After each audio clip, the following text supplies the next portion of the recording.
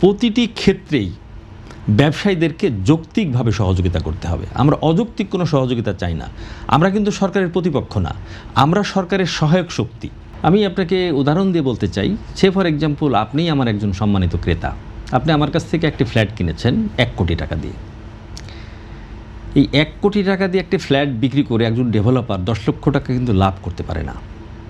তার নির্মাণ ব্যয়, তার ওভার এক্সপেন্ডিচার, তার আদার্স কিছু দিয়ে, ট্যাক্স ভ্যাট দিয়ে সে কিন্তু 10 লক্ষ টাকা লাভ করতে পারে না। তাহলে আসলে কত টাকা লাভ থাকে? সকলে মনে করে আবাসন ব্যবসায়ীরা অনেক লাভ করে। এটা ঠিক না। এখন মনে করেন আপনি আমার কাছে 1 কোটি টাকা দিয়ে একটা ফ্ল্যাট কিনেছেন, রেজিস্ট্রেশন অধিদপ্তরের নীতি নির্ধারণ মোতাবেক আমি আপনার ফ্ল্যাটটি রেজিস্ট্রি করে দিলাম 32 লক্ষ টাকায়। করোনা বা যে কোনো ভাইরাসের এগেইনস্টে ফাইট মানি ব্যাকট্রলের লেফট রাইট। তাহলে আমার কাছে রইল কত? 68 লক্ষ টাকা। জাতীয় রাজস্ব বোর্ড এসে বলছে এটি অপ্রদর্শিত আয়। এটি তো হতে পারে না। সো এই জায়গাটা আমরা গত কয়েকদিন আগে বাংলাদেশ ব্যাংকের ডেপুটি গভর্নর মহোদয়ের সঙ্গে সাক্ষাৎ করেছি। এই কথাটি সেখানেই বলেছি যে আমাদের এই ব্যবসার চাকাকে ঘোরাতে গেলে অনেকগুলো পদক্ষেপ নিতে হবে। নাম্বার 1, রেজিস্ট্রেশন কস্ট কমাতে হবে।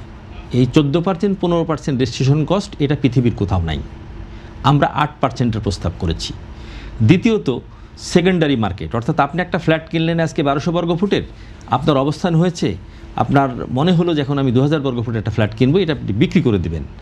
আপনার ফ্ল্যাটটি বিক্রি করলে এই একই রেটে আপনাকে রেজিস্ট্রেশন দিতে হচ্ছে যিনি কিনবেন।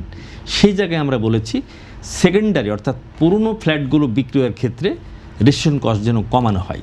থার্ড থিং, আমাদের মাননীয় সাবেক সংসদ সদস্য লায়ন এম এ আওয়াল যে কথাটি বলেছেন যে প্রতিটি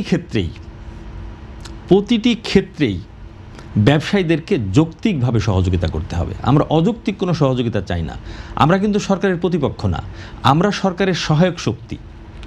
আমরা সহায়ক শক্তি হিসাবে, যেমন মাননীয় সংসদ সদস্য বললেন সাবেক, যে একটি ঘর দেওয়া সরকারের দায়িত্ব।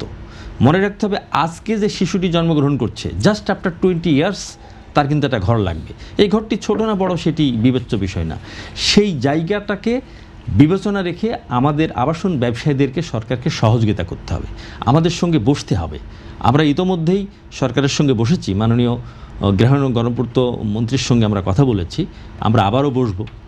এই বিষয়গুলো নিয়ে আমরা কাজ করছি। তবে রেজিস্ট্রেশন কস্ট অবশ্যই কমাতে হবে, টিডিএস কমাতে হবে, ট্যাক্স ভ্যাট, এই যে হুট করে এসে আপনি আপনার ব্যবসায়ীদের ব্যাংক সিজ করে ফেলছেন কোনো কারণ না বুঝেই। আবার এমন কিছু বিষয় আছে যেটা আপনার মাধ্যমে বলাটা আমাদের সমীচীন না। কি হচ্ছে সেটি আমরা সরকারের সঙ্গে গিয়ে ফেস টু ফেস আমরা কথা বলবো।